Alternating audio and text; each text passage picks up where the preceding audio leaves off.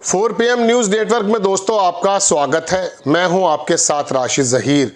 मोहन भागवत के बयान से तो सनसनी मची थी कि क्या प्रधानमंत्री बाकी बचेंगे, बाकी in the sense Narendra Modi प्रधानमंत्री पद पर कायम रहेंगे। भारतीय जनता पार्टी के अध्यक्ष के चुनाव के मद्देनजर ही बदलाव नहीं होने जा रहा दोस्तों। अब बातें ये लगने लगी उनके बयान के बाद, और मैं यशवंत सिन्हा जो पहले फाइनेंस मिनिस्टर रहे बीजेपी में, उनका भी एक बयान सुनाने जा रहा हूं कि उन्होंने कहा कि नहीं मुझे नहीं लगता।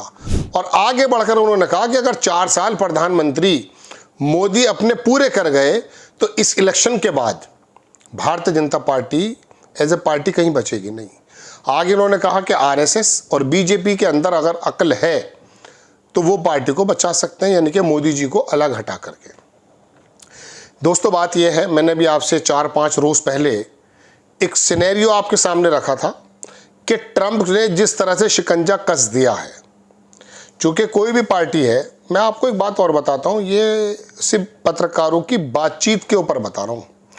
मैं कई सारे ऐसे राज्यों को जानता हूं जहां के मुख्यमंत्रियों ने एक रात में पैसा इकट्ठा करके, पत्रकारों ने कहा, इकट्ठा करके पहुंचाया और वो मुख्यमंत्री बन गए। बोम्मई साहब के बारे में भी कहा जाता था, आपको याद होगा, कर्नाटक में। खैर मैं अब आगे नहीं बढ़ूंगा, मैं तो सिर्फ बता रहा हूं कि लोगों ने ऐसा जिक्र किया है। अब बात यह है कि प्रधानमंत्री या चीफ मिनिस्टर अगर मिसाल के तौर पे बिजनेसमैन और पैसे के बल पर आते हैं, इलेक्शन पैसे के बल पे लड़ा जाता और ये उद्योगपति उसको आगे करते हैं। मैंने आपको 4-5 दिन पहले के एपिसोड बनाकर बताया था कि अगर मिसाल के तौर पे मुकेश अंबानी और अडानी और ये स्टील वाले तमाम मित्तल सित्तल जितने भी हैं, ये लोग अगर मिसाल के तौर पे मोदी जी के अंतर निष्ठा खो देते हैं तो हो सकता है कि सरकार के अंदर प्रधानमंत्री कोई और बन जाए। मतलब जब बिजनेसमैन ही पीछे हट जाते हैं, क्योंकि 2013 में मोदी जी को इसी शर्त पर लाया गया था कि ये कहा जाता है सत्ता के गलियारों में, पत्रकार के गलियारों में बात होती है कि उनके पास धन था, उनके पास बिजनेसमैन थे। अडवाणी साहब के पास नहीं था ये वाला मामला। खैर, तो अब मैं आपको दोस्तों बताना चाहता हूँ, मोहन भागवत ने कल के अपने बयान में इस तरफ से इशारे दिए कि वो दरअसल देश के अंदर किस प्रकार का बदलाव चाहते हैं, और खाली भारतीय जनता पार्टी के अध्यक्ष का ही चयन नहीं होने जा रहा है। हो सकता है आपको 75 साल वाला मामला देखने के बाद कुछ और चेंज नजर आए, लेकिन इसकी उम्मीद मुझे कम दिखती है। एक हमारे मित्र हैं, बड़े पत्रकार हैं, कुमार प्रदीप, उन्होंने उनका वीडियो डाला और कहा यशवंत सिन्हा का कि भाजपा के वरिष्ठ नेता यशवंत सिन्हा का धमाकेदार इंटरव्यू, बीजेपी का अध्यक्ष भी बन जाएगा और प्रधानमंत्री का दावेदार भी बन जाएगा। अब ये बातें हमारी तरफ से नहीं है, ये सीनियर जो नेता हैं देश के उनकी तरफ से है। लेकिन इतना मैं जरूर कहूंगा कि मोदी जी अपना कार्यकाल पूरा करते हैं तो 4 साल का बचा हुआ है, अगर यही प्रधानमंत्री रहते हैं तो बीजेपी अगले कार्यकाल में कहीं नजर नहीं आएगी। छोटा सा वीडियो देखिए आप। देश के सामने एक नेता आ गया ना, जो हु होता है वो आ नहीं पाता। जो हु करता है वो नहीं आता है। तो इसलिए बीजेपी में अध्यक्ष भी बन जाएगा, प्रधानमंत्री का दावेदार भी बन जाएगा। अगर मेजॉरिटी भाजपा के साथ रही। इतना मैं जरूर आपसे कहूंगा कि अगर मोदी जी अपना पूरा कार्यकाल 4 साल का जो बचा हुआ है वो पूरा करते हैं, यही प्रधानमंत्री रहते हैं, तो Bharatiya Janata party as a party अगले चुनाव में कहीं नहीं नजर आएगी। आपको शंका है कि कार्यकाल पूरा नहीं कर सकते?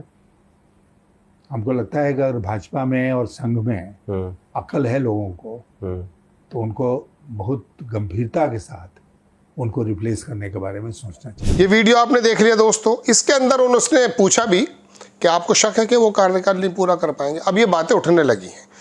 देश के बाहर जो माहौल बना है, कूटनीति, जियोपॉलिटिक्स के मद्देनजर भारत को जहां स्टैंड होना चाहिए था, दुनिया के बड़े अखबारों की खबरें अगर हम पढ़ते हैं तो पता ये चलता है कि पाकिस्तान के कॉन्फ्लिक्ट के बाद शायद हमारी वो पोजीशन नहीं है जो इससे पहले हुआ करती थी। 11 सालों में भारत ने अपने आप को इतना आइसोलेट कभी नहीं पाया जितना इस बीच पाता है। हम पाते हैं मोदी जी की नीतियां, ट्रंप के सामने नतमस्तक होने का भाव, ये हर एक भारतवासी की गैरत को ललकारता है और परेशान होते हैं। पाकिस्तान जैसा अजीबोगरीब फकीर मुल्क, मैं उसको बार बार यही कहता हूं, हालात बड़े खराब हैं, भीख मांगकर अपने खर्चे चलाता है। चीन अमेरिका, मध्य एशिया, रूस, उसको जिस तरह से उसने साधा है पता चल गया है। टर्की के बारे में तो मैं सोच रहा था कि चलिए ये तो मुस्लिम देश है, इसके साथ आ गया, कराची पे भेज दिया उसने अपना बेड़ा, लेकिन ये रूस को क्या हुआ? रूस तो हमारे शाना बशाना खड़ा रहता था। अब बाकायदा हथियारों का लेन देन चल रहा है, रूस का इन्वेस्टमेंट की बातें चल रही हैं। तो दोस्तों बात यह है कि जब इस मोर्चे पे पाता हूं तो मुझे लगता है कि मोदी जी और हमारी विदेश नीति बहुत ज़्यादा फेल हो गई। अब आ जाइए देश के अंदर। देश के अंदर आप ये देखें कि कोई भी काम सिवाय राजनीति के अलावा हो रहा है क्या? आपका डेलीगेशन भेजना हो या राशन का वितरण, सबकी सब चीज़ें सिर्फ इसलिए दी जाती हैं कि हमारा राजनीतिक स्वार्थ कैसे पूरा हो। अर्थव्यवस्था के मोर्चे पे कहाँ खड़े हैं हम? पर कैपिटा इनकम के मोर्चे पे कहाँ खड़े हैं हम? बताइए। रोजगारी, महंगाई, ये जो तमाम समाज के अंदर विघटन पैदा हो रहा है, इतने कार्यकाल से पहले कभी ऐसा महसूस नहीं होता था। आप एक काम करें, सिर्फ गोदी मीडिया को तो छोड़ दें, उसका तो काम ही दूसरा है। आप सिर्फ ट्विटर पर जाएं, जिसको अब एक्स बोलते हैं। अगर एक्स को आप खोल देंगे तो आपको लगेगा हर जगह एक ऐसा मूर्खता का ज्वार आया हुआ है कि आपको लगेगा कि हम किस दिशा में जा रहे हैं।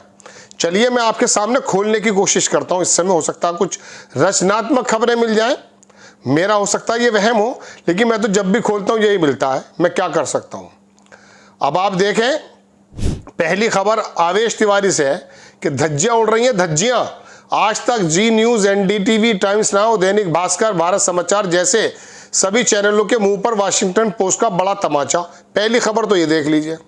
नीचे को आ जाएंगे आप, ये तो खैर थनबर्ग की है, दूसरी मैं बता रहा हूं। अब ये आ जाती है कि मध्य प्रदेश का जो मेघालय का हनीमून मनाने गए थे, वाइफ ने मरवा दिया उसे, राजकुमार को। ठीक है ना।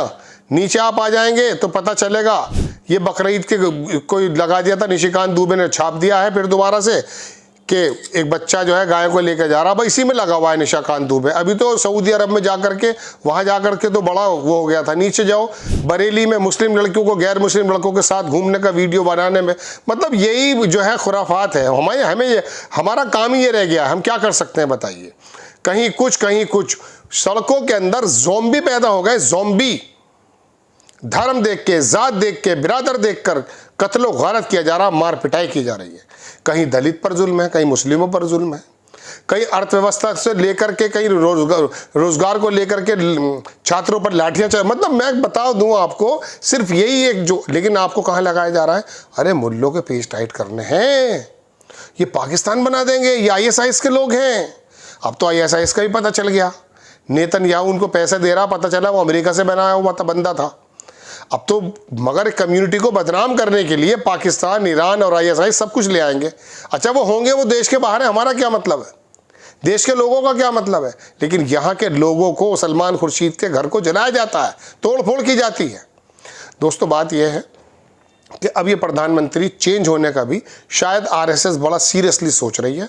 हो सकता है RSS इस बात को ना कर पाए, क्योंकि मोदी जी का कद बहुत बड़ा है, फिर कोई ऐसी बात हो जाए, फिर कोई ऐसा मामला बन जाए, हम तो यही देखते हैं। लेकिन फिर भी देश देख रहा है।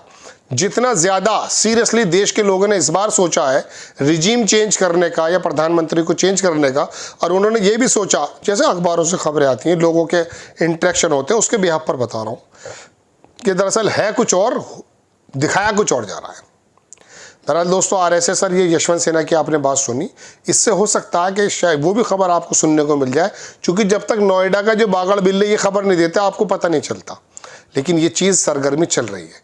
आपको खबर कैसी लगी अपनी राय कमेंट्स बॉक्स में ज़रूर दीजिएगा। चैनल को सब्सक्राइब कीजिए, शेयर कीजिए। नेक्स्ट टाइम मैं किसी खबर के साथ हाजिर होता हूँ। जय हिंद।